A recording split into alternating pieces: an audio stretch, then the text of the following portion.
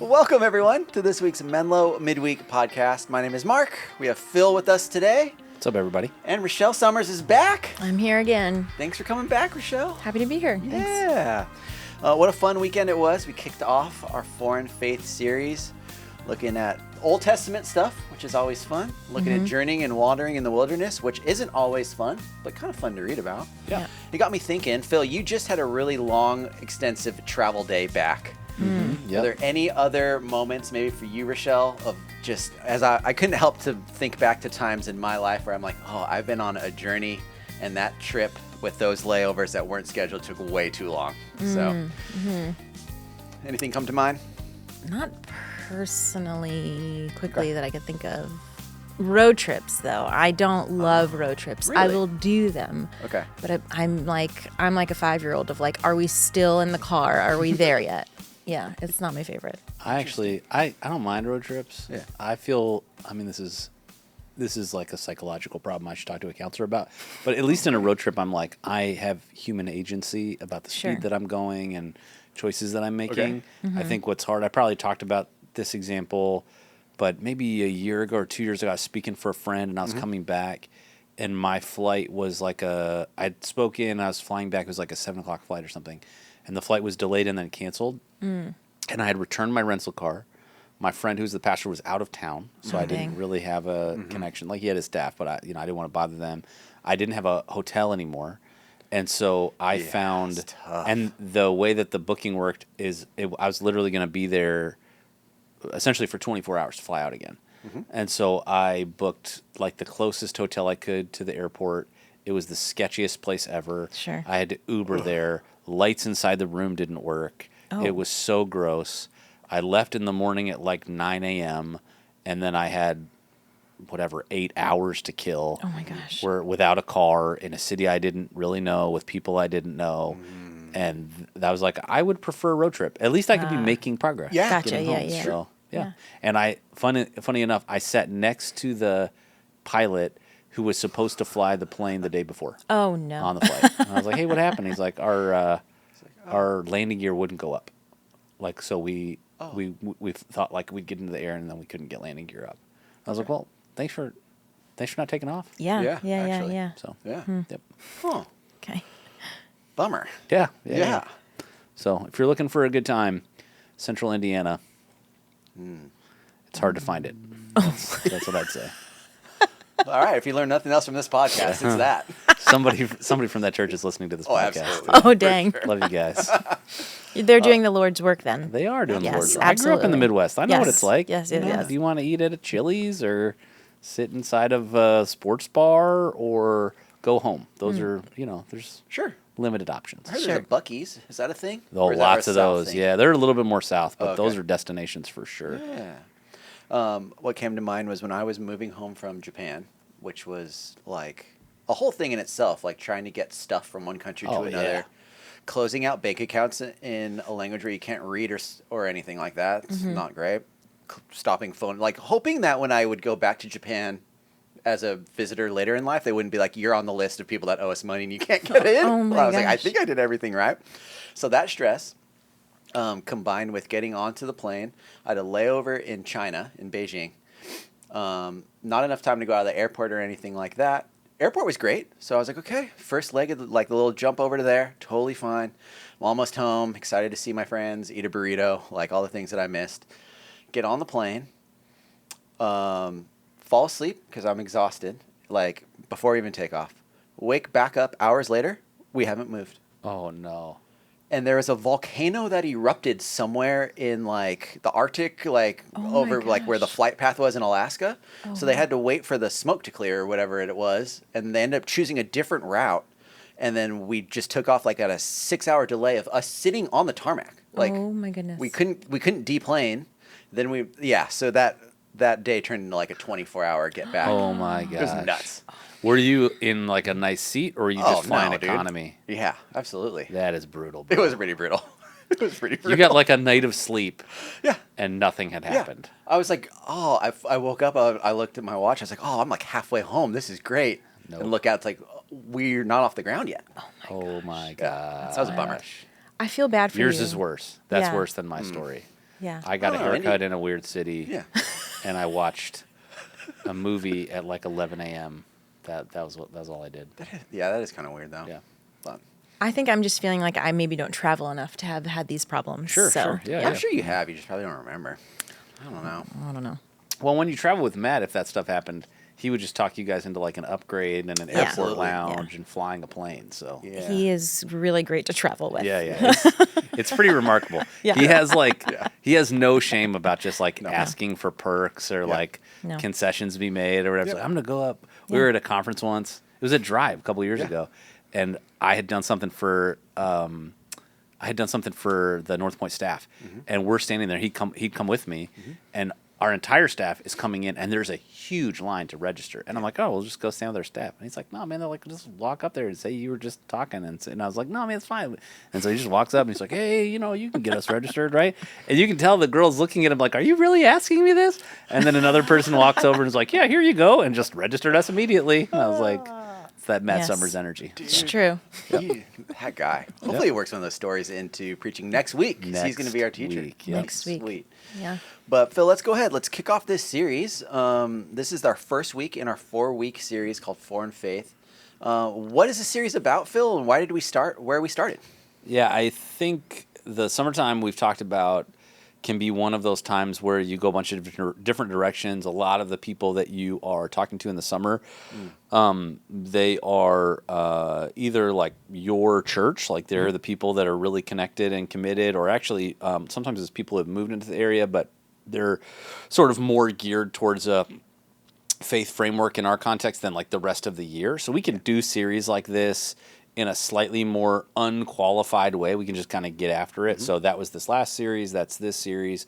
And, as we were thinking about the year ahead and how we might frame a helpful series heading into it proactively, it was sort of this idea that the cultural normal is not supposed to be our normal. And so how do you say that? Like, how do you go, hey, everybody, if you're like perfectly comfortable living in Silicon Valley and your version of following Jesus, as well as meeting all the expectations of everything and everyone around you are perfectly compatible, it's not culture that's compromising, it's you.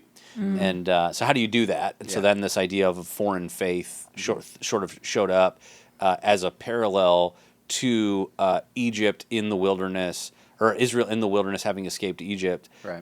And there are these little vignettes you get about Israel trying to figure out what does it look like to live outside of the patterns that had been set for them. I mean, there's nobody that's walking with Israel who he even remembered what it was like before Egypt. Like we're talking about hundreds of years, right? This idea of like you need to live into a pattern you've actually never seen before, and how do they learn how to do that? So we started by trying to give people a snapshot. If you've never been in the Old Testament before, if you've maybe seen like one random movie about this, whether it was animated or not, how do you just have kind of the skeleton of how we get to this point in the Genesis and Exodus narrative? And then leaned into the moment where Israel is at the bank of the Red Sea, and God challenges them to keep going, even though there was seemingly no way to go. So it was either like get killed by Pharaoh and his army, or try to walk into water, and then God parted the Red Sea. They walk across safely, and then the water collapses down and kills Pharaoh's army. Some of the skeptical stuff about this is like it wasn't really the Red Sea. I always joke around like it was a miracle either way, because if it was the Reed Sea, which is what some skeptical scholars will say, then God had to drown an entire army in half an inch of water, which is a miracle. Or he got people across by creating giant walls of water. I think this was an actual historic event. I think this was a real miracle. And so we talked about that moment, and then sort of the principle of when we feel stuck, when we feel like we're sort of between a rock and a hard place in our own life, oftentimes just like with Israel, God's been waiting for us to finally admit we don't really have control. We can't work this out on our own. And he's like, perfect. That's exactly what I want to step in. Right. I think, too, just leaning into the idea of being a weather weenie, I thought that was such a fun way to just kind of set the temperature of the talk. of just like we Dad just joke. I know, right? They're slowly. Rochelle did not creeping like in. that joke. She did not. Yeah, that I even didn't- gave her eyes like, yeah. was that funny? And she said, Yeah. no. If you're just listening, that was the most eye roll I think Mark's ever gotten on the podcast. That's pretty great. Yeah. Thank you, Rochelle. Gotta stay humble, you know. But yeah, just about how we slowly acclimate to what's normal around us, and whether we're cognizant of that or not, it's just part of what it means to be a person. And unless we're actively trying to pursue something that is different, it's so easy just to default to what's normal around you. Yeah, yeah, and I think, I mean, we all have examples like that, right? Lifestyle creep, the values of people that are around you. I always used to say when I would work with students, if you show me your friends, I'll show you your future. You will be the sum total of the influences of the 5 closest people in your life. You know, Yeah. like we're all experiencing that, whether we Right. want to admit it or not. Yeah. Yep. Yeah. And then you also gave this, line where you said we slowly shift to the temperature around us, and thinking of that, like, growing up on the East Coast, we did a lot of crabbing. So it's like when you go fishing, but it's like this box that you put chicken in. And have you done this? Because I know you love to fish. Okay. I've crabbed before. Okay. Well, we used to put raw chicken in it, and the box would open and the crabs would go in, and you pull it up, and then my mom would cook them in red sauce, not just like boil them in water. Oh. But she would clean them, but sometimes you cook them either while they're alive, or lobsters while they're alive, and they slowly die, right? Yeah. Unless you stab them. Sorry, I should have given like some kind of warning for people. Parental warning. Yeah. Parental warning. Yeah. But I just thought about, like, with the temperatures of life and the people that you're around, like, you can slowly change without even knowing it. Like, the culture can change you without even knowing it, even maybe until death in a lot of ways. So, Well, and I think that there's this. Alyssa was making pasta last night, and I think, like, it's always interesting to me how fine the line is between when water is like not boiling to when it's like overflowing. You're like, I was just looking at that, and now it's Right. like, and I think sometimes people will go, "Oh man, I've like hit my limit," right? And they didn't. They knew something was going on, but they weren't as internally aware. Right. And so I think that it's pretty easy for us. It's easy for me to over assume my capacity to like manage the cultural temperature around me Right. until it's not. And then I'm Right. like, oh my gosh, I'm exhausted. Oh man, I'm overwhelmed. Oh, I can't do it. No. And I think the call that we see in Israel, and I think the call we have in Jesus, is this inward work to say, hey, how am I like really actually doing? Is the stuff around me healthy, good, and life giving, or am I that lobster in red sauce slowly dying? Right. Sorry, kids. right. What would you want someone that is trying to audit? Am I rising or falling to the temperature around me? What are questions to ask yourself? What are ways where we can try to be like, oh, like I guess I am kind of either going this way or staying stagnant. Yeah, I mean, I think a good question, at least if you're in Silicon Valley, is do you have margin in your life, right? Do you have margin in your finances? Do you have margin in your calendar? Do you have margin in relationships? Do you have margin? That's good. It's been said that your margin is the gap between your limit and your current load. And if there is no gap there, if you're like, I think that actually in Silicon Valley, one of the things that happens is we feel like that our limits are actually designed to be hacked. Yeah. And so we're regularly true. finding ways Wow. to live beyond our limit. Right. And just like if you did that financially, that looks like a credit card. And you're going like, well, I know I have interest to pay on this. It's going to become a problem. The same thing happens in relationships. It's why marriages fall apart. It's why kids get into counseling later, right? Because you're living above the limit of your relationships, and you're going, I'll pay that off later. We'll have quality time this weekend. Right. We'll go on vacation. But do you have margin in those places in your life? Because if you don't, it is likely that you have very little intentionality, energy for intentionality to let Jesus form you. You are going to be deformed by the agenda of the world around you. And we don't even need the agenda of the world around us. We have a fallen flesh that even if you're a follower of Jesus, we live in broken bodies. And while God can redeem anything, my natural fleshly impulses are not good. I don't need Satan to tempt me. I'll tempt me. And so I think that's the other part of it. If I'm not living with margin, if I'm not pursuing Jesus in that margin, if not, I'm not intentional in my relationships, man, there's kind of nowhere to go for me but down. Yeah. That's true.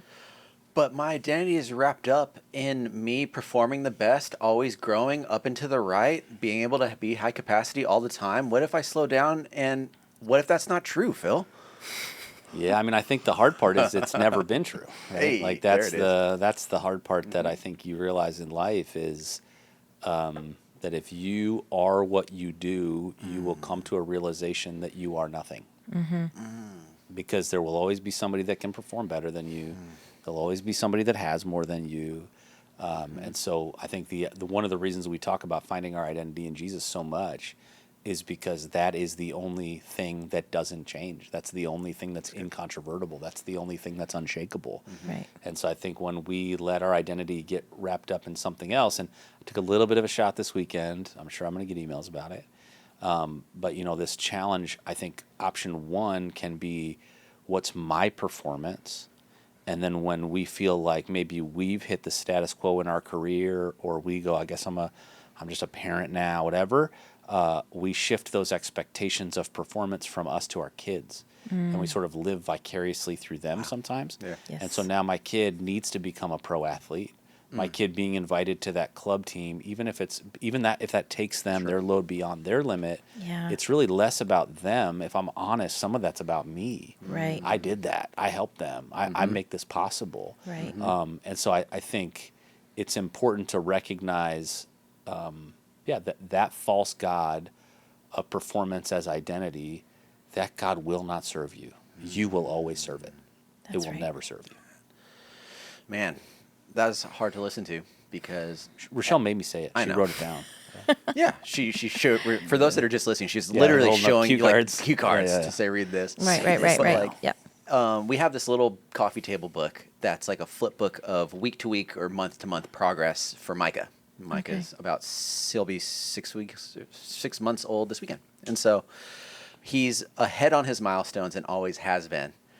And there's part of me that takes pride in that. I'm like, Sure. he's Totally, progressing. Yep. Yeah. If he keeps up, maybe he'll do things better and faster than other babies his age. And there's a weird part of me that's just like, I love that. And it's so bad. Like, I Sure. recognize it's not healthy, and I recognize, like, it's not the way to approach, one, how I see him.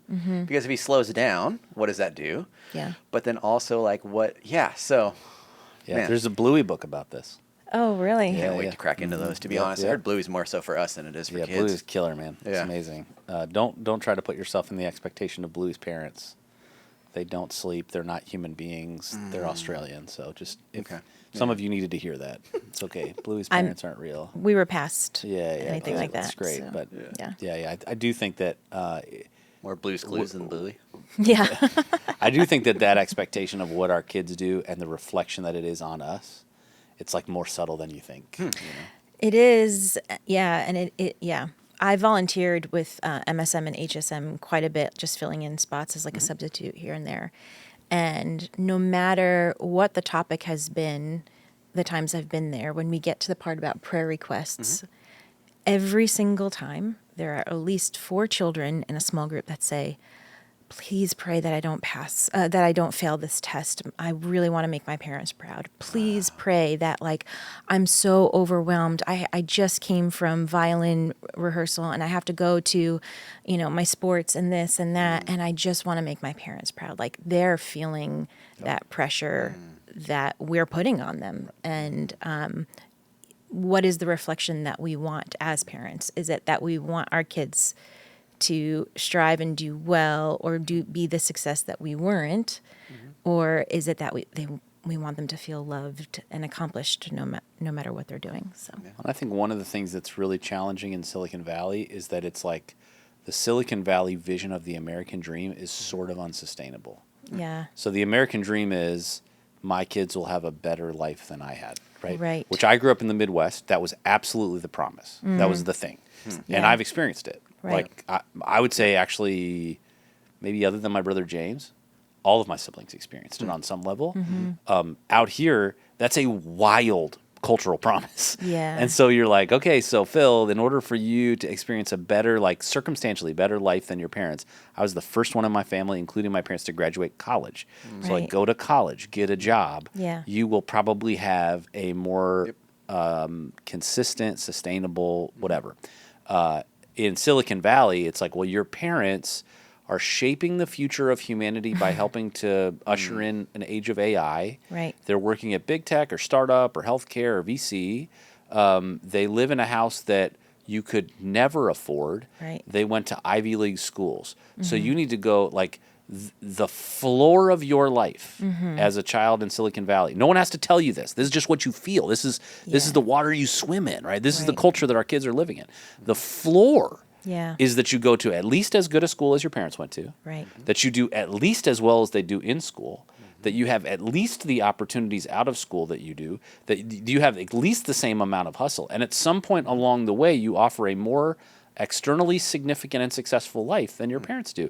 And I'm just going like, at some point, that doesn't, it seems like we're going to have to measure it differently. And I think kids are screaming for that. They're saying like, what if I want to, and if you're a parent, you're going like, well, if my kid isn't that, but they're living a fulfilled life, pursuing Jesus, loving people in their life well, like that's actually the goal. Like that's what we Yeah. want them to do. Right. But can we be flexible enough that when somebody finds out that they went to Foothill and not Stanford, Right. that they're in the trades and not in AI, Right. that we won't as parents let that become an indictment on us because that's not where our identity is rooted either. Yeah. Right.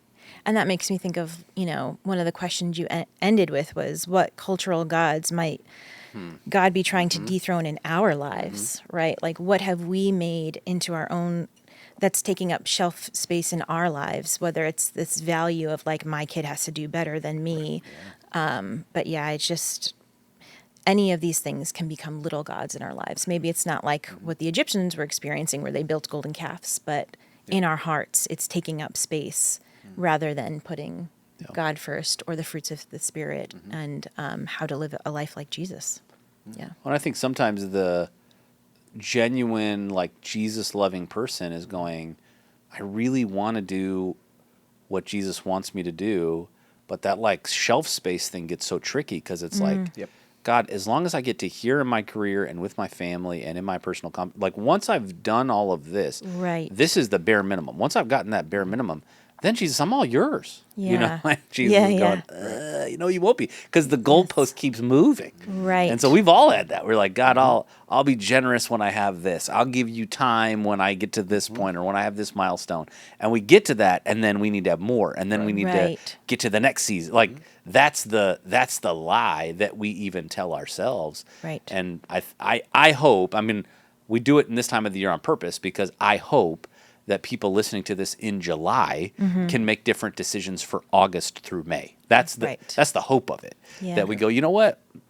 We've never said yes to a life group because we've always been too busy. And maybe we're going to say yes this year. Right. Or you know what? We've never really been able to have family dinner because our kids are in 2 or 3 sports teams a season. Maybe we need to talk as a family and just Right. to ask each other, like, what do you think God wants our calendar to look like Yes. this year? Just ask that question. Right. And it may be that there are things that get on there that are not on there right now. But I think for a lot of people, it's going to be there's some stuff on our calendar that we let get onto our calendar that we should say no to. And if you're like, wait, I can say no, you can say it. It's okay. And the worst, the things that you think are going to happen, the worst case scenario rarely is. Right. Right. I'm curious as to what are some rhythms, maybe Rachelle and Phil as well, of like as a family or just as husband and wife, as parents to kids, as leaders in the community, as friends, as family. Like what are some rhythms that you would recommend trying to build in to scheduling, whether that's adding or taking away, that you've seen create better perspective and better posture towards modeling Jesus? Yeah. That's a good question. I mean, it's funny that we're talking about this during the summer, right? We're like in the thick of the summertime where trying to keep any kind of rhythm or schedule feels Yes. impossible. And so I love that you said we're looking towards this for August, for September. But I mean, Matt and I, we have it on our calendar for Sundays at 5 p.m. This is our calendar time. We're going to sit down for 15 to 30 minutes and go over our day-to-day calendar together. Even though we can visually see each other's calendars, we talk through. Yeah. And we figure out This is talking through the week to come? the week to come. Ah, okay. Yep, the week to come. I mean, That's Matt so is really incredibly good about calendaring literally everything he does from the moment he wakes up to the moment he goes to bed. So we talk through what that's going to look like for us individually, together, and for our family, and how we're going to make our time work together.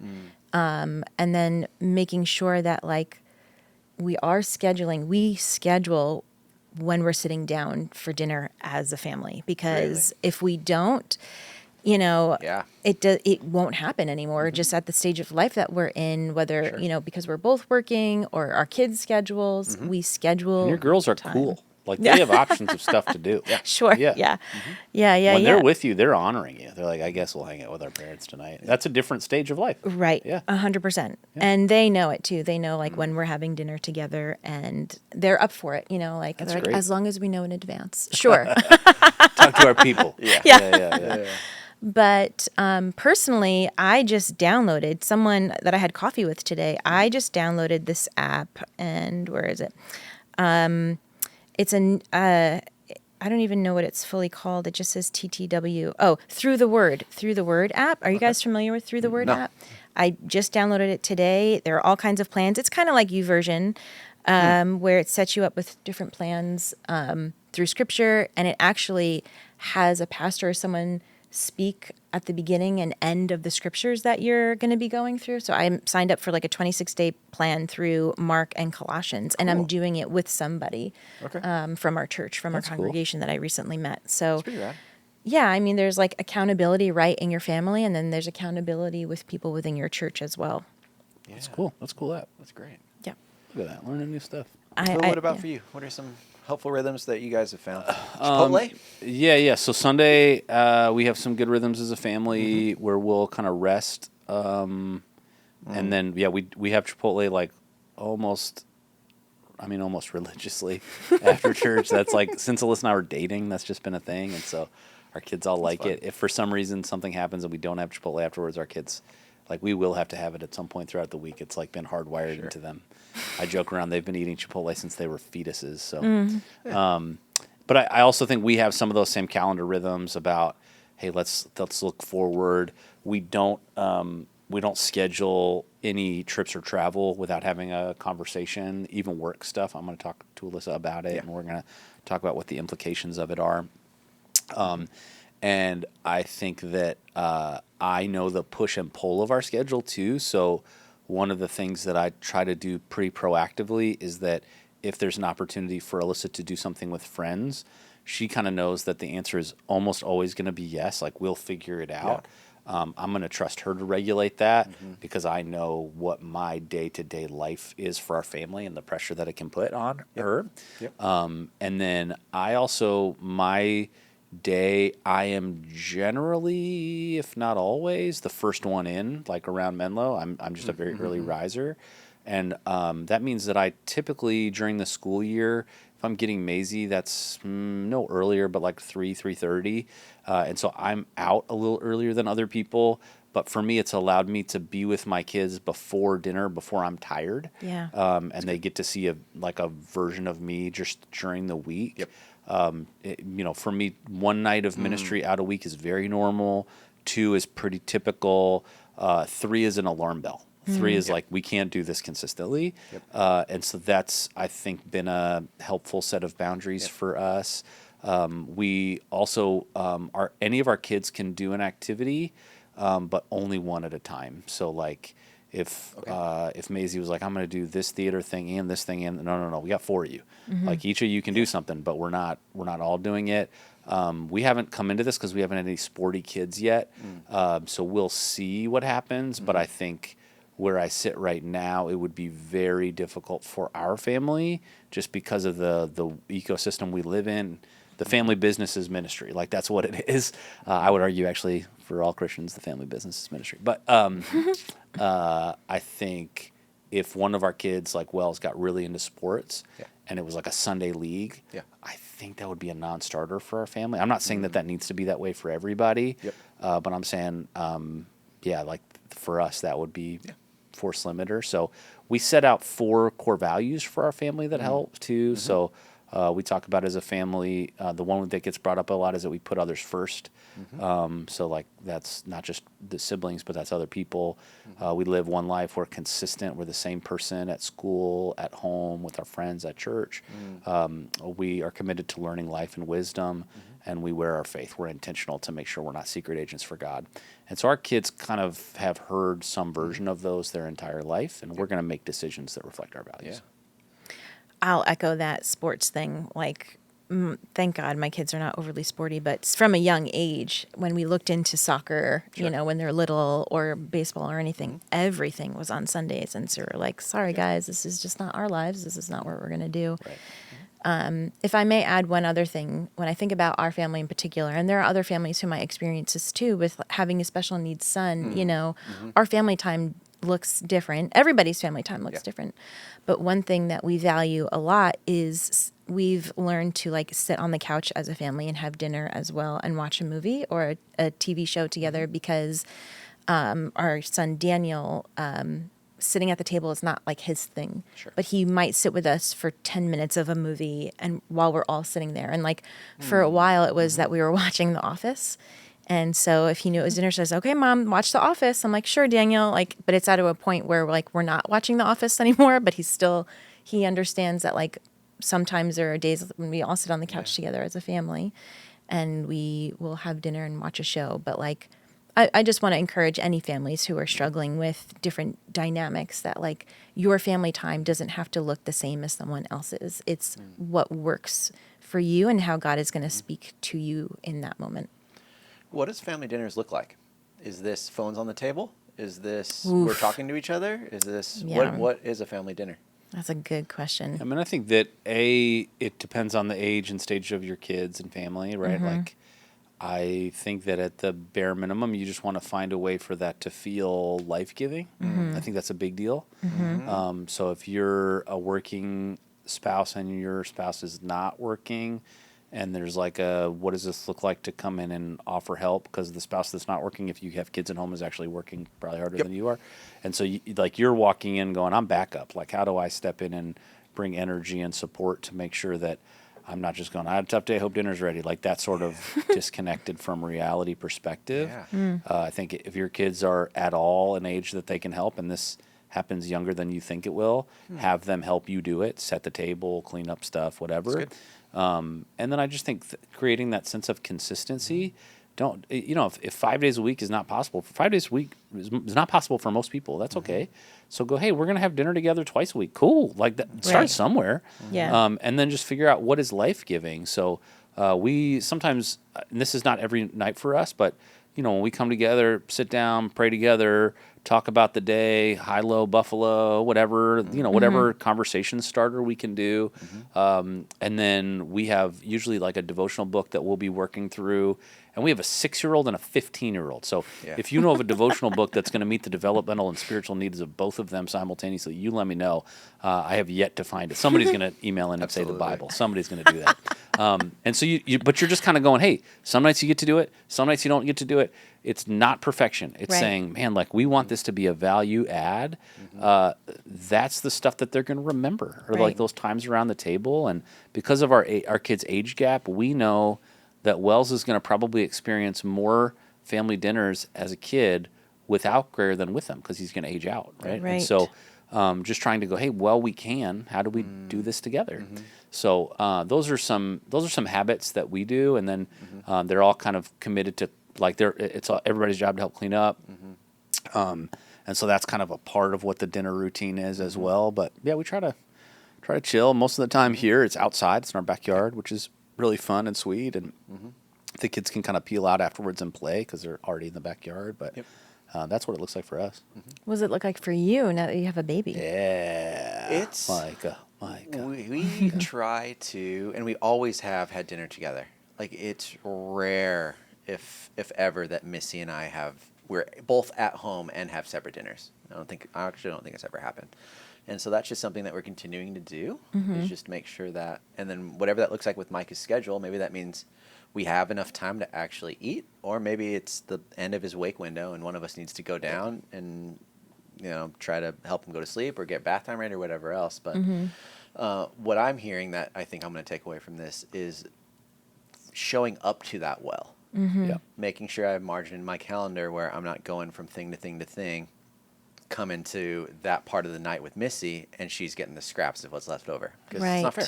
Right. And so I would say one of the fun things that we did when we had babies too, that was like somebody had suggested it to us. I'm not sure I ever would have come up with it, but when it was like peak time with Greer and Maisie, and it was like dinner was not restful.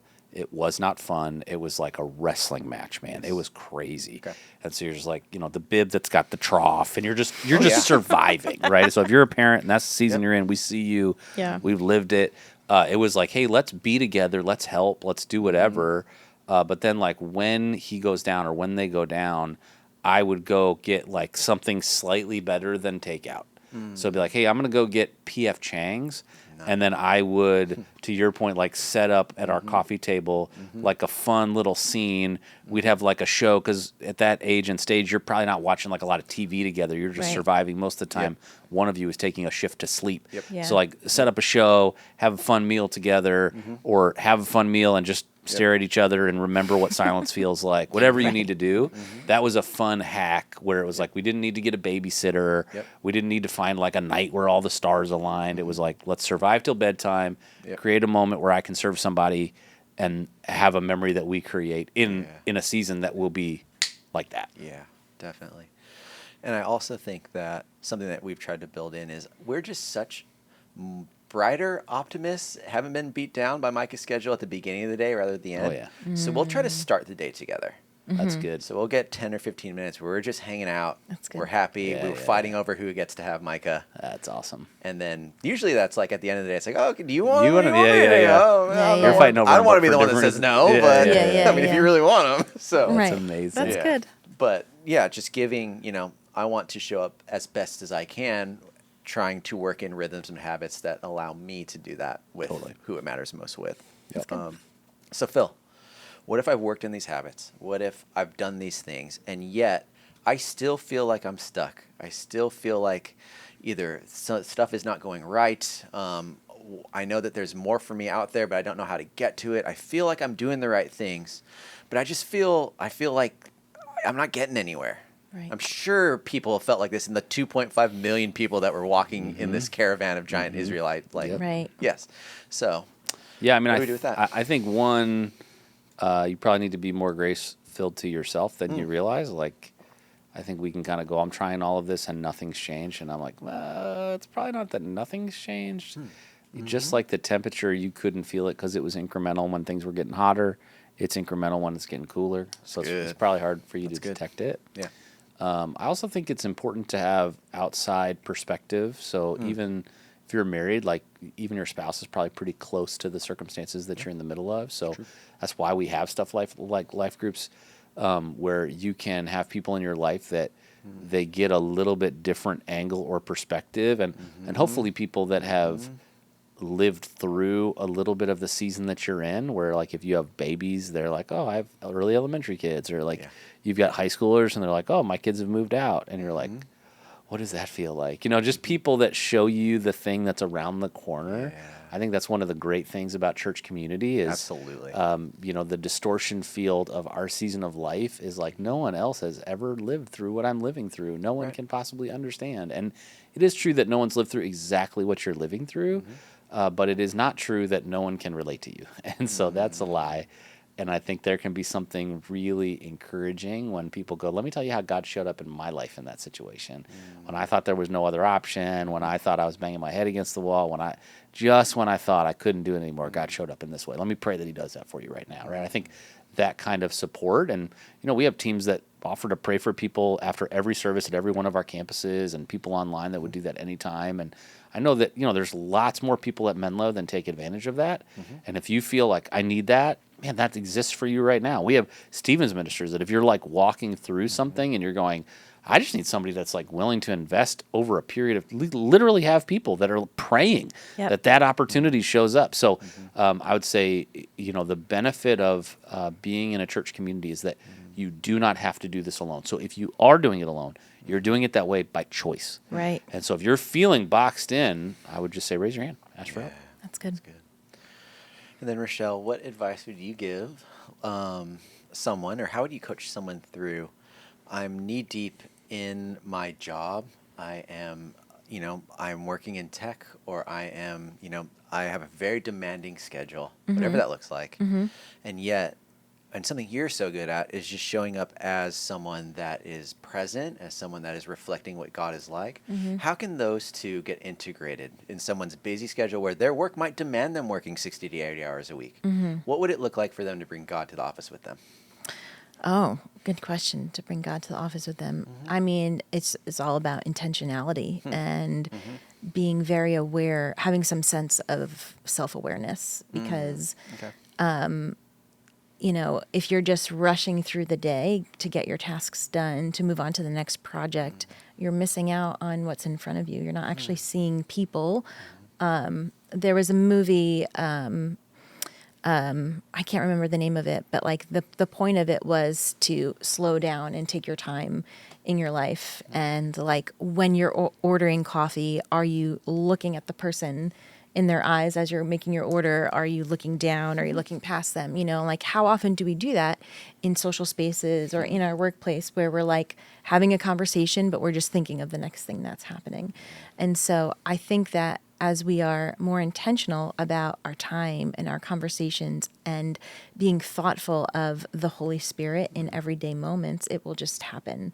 But we have to think of it, we have to choose to think of it before it will just happen. We're not going to be in the chaos of life and time will just appear and relationships will just appear, but we have to be intentional and make space, make margin. That's just like what we've been saying, right? Yeah. I also think, I probably talked about this app before. There's an app called Pause. We talked about this. I think so. Yep. It's John Eldridge came up with it, but it's basically like a contemplative prayer app, and it is in different increments. I think one of the things, if you're in a high pressure job situation, or maybe you're a stay at home parent, that's plenty high pressure. Sure. And you go, man, I just need a minute. Literally, you're like, I just need a minute. Yep. And sometimes as a parent, as a team member on a staff, I can feel like, gosh, I can't get a minute. I can't get there's no way I can exist for a minute uninterrupted, and just like close the door. If you're a stay-at-home parent, we all know where the quiet spot is. Go to the bathroom, like whatever you have to do, and you can hit play for a minute, and it will have just some like calming tones behind it, and sort of speak some scripture and truth over you. Remind you of God's love for you, remind that He's present with you. And I think for me, that kind of like a little pause, reset, even if, like you're going from something to something, what are those little pockets in your day that you can welcome in the presence of God back to the forefront of your thinking and your living? I think for lots of us, even just that small little prompt would welcome God in more. Yeah, absolutely. Absolutely. Rachelle, thanks so much. Thanks so much for being here. Thanks for having me. Phil, And shout thank you out, as by well. the way, to Mountain View and San Mateo who are doing their let's kids go. camp this week. 300 kids. Unreal. Wow. Unreal. Yeah. Which, I mean, last year we were trying out kids camp for the first time since COVID. We had like less than 100 across all campuses. This year, I don't know what that number is. We I had don't know. around 250 for the two campuses we already so served, pushing Saratoga and pushing Menlo 600 Park. kids. So almost 600. Across all campuses is pretty wild. Way to show up, Menlo. Yep. And we just have already heard stories about kids kids and families that do not go to church, not followers of Jesus, who are experiencing hope and experiencing community, and that's because of great volunteers and great interns and great next gen staff, great campus teams. Thanks for all that you're doing. Absolutely. Volunteers who like took time off of their job Right. to volunteer at kids camp. rad. That's jewels in your crown at heaven for sure. So thanks for doing that. Awesome. If you need any prayer encouragement this week, you reach out to our team at 650-600-0402. We've got 3 more weeks in this series as well. It's going to be great. So we'll see you all there. Have a great week, everybody. We'll see you soon. See ya.